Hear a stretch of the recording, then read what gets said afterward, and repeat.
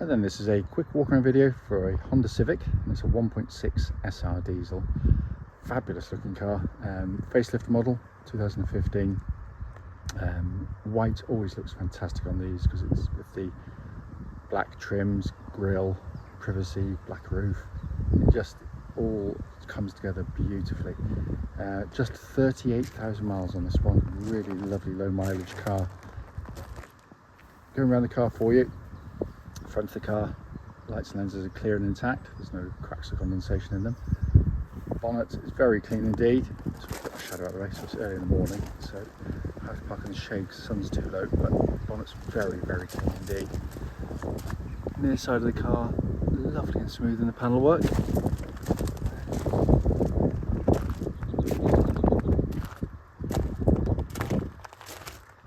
And on the quarter angle, which I think looks lovely on these later models with the black diffuser, smoke glass.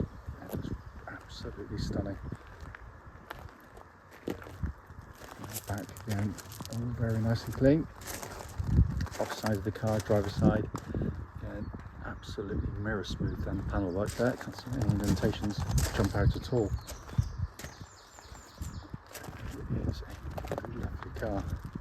There will be the odd tiny little mark somewhere, but for a 9-year-old car, it's in lovely condition. Coming to the boot area, absolutely cavernous boot, and really nicely finished as always by Honda, and in lovely condition again. It's coming into the back, and this is basically the Achilles heel of all family cars, because where the kids sit and generally where all the wear and tear takes place. And yet it looks like they quite rightly banish their kids from the back of the car, because that is absolutely stunningly clean. On the front, passenger side, and really clean and tidy. Passenger seat there, again, beautiful condition. Finally coming in on the driver's side, door card lovely and clean, same with the footwell areas. There is a full set of original Honda mats which I've neglected to put in the car, but they are with the car and in very nice condition. So inside the car now, engine's running as is always the case, so the dash is illuminated. What a stunning interior this is. It continues to be. Sat nav, as you can see, working exactly as it should. Likewise, rear camera, which complements the front and rear parking sensors on the car. Continue down, it's just been kept in lovely condition. And then coming to the main binnacle, and that is a view you get as a driver, which I continue to maintain. It's the best dash design you'll find anywhere for not only to look at, but to actually use. It's simply stunning.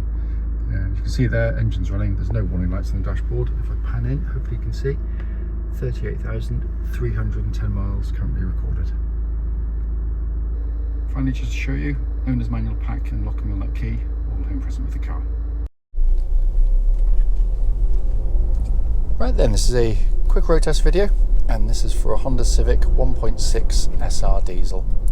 Car's registered PK65OYM. And mileage is just 38,310.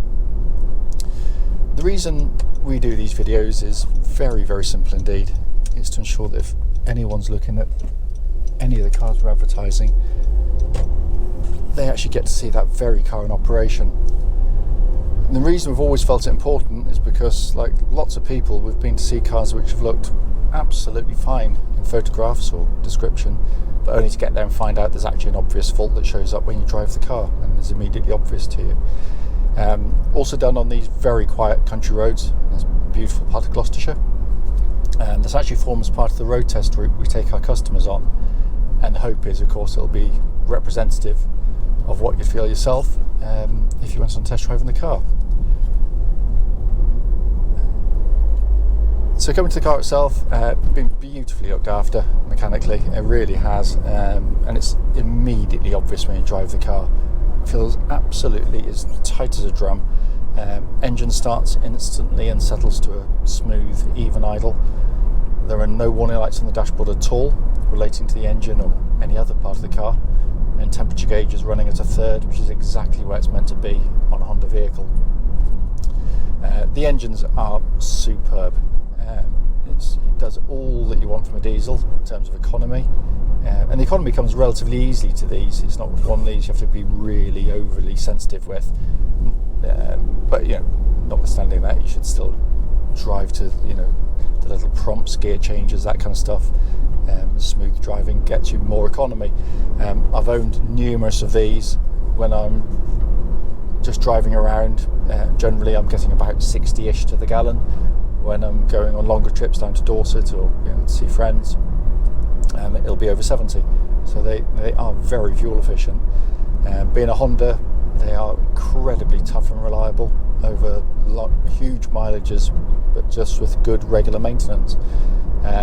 But almost more than that, they're just such a lovely engine to use. It's only really noticeably a diesel when you sort of tick over it at low speed, because even Honda can't engineer out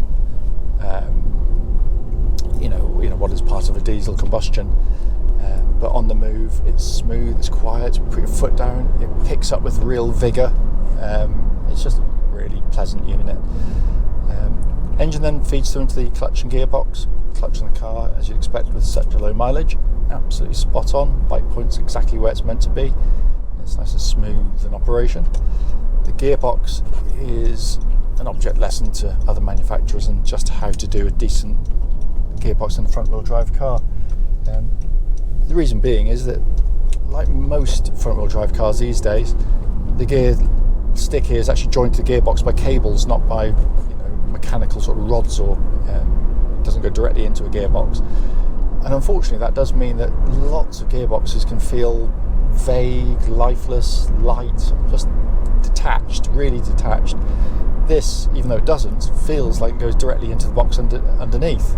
The gear changes have got a meaty, satisfying, lovely engagement to them, which makes you want to change gear, not that you have to change gear.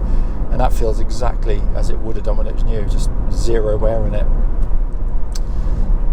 So coming on to the steering and chassis, steering tracks absolutely dead straight. There's no vibrations at this speed or any speed up to the legal limit.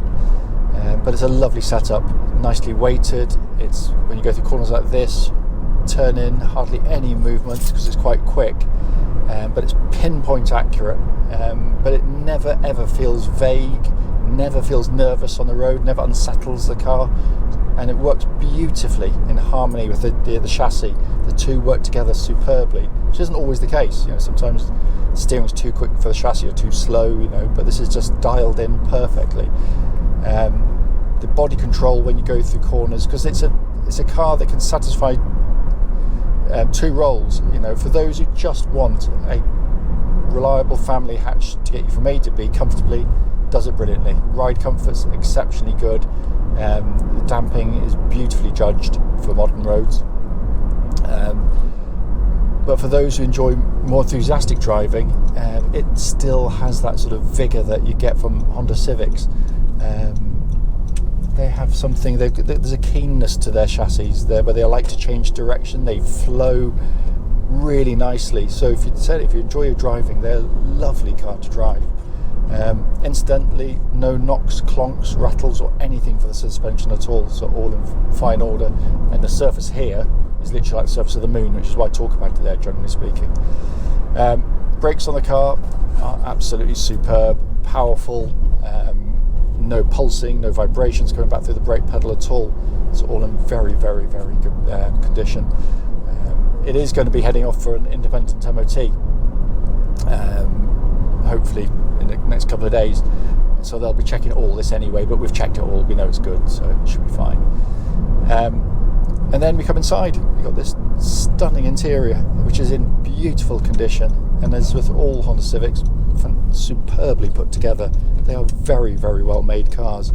I've always said on the videos for the Civics, and I'm happy to admit it, that beauty's in the eye of the beholder, and this is a kind of a classic Marmite interior.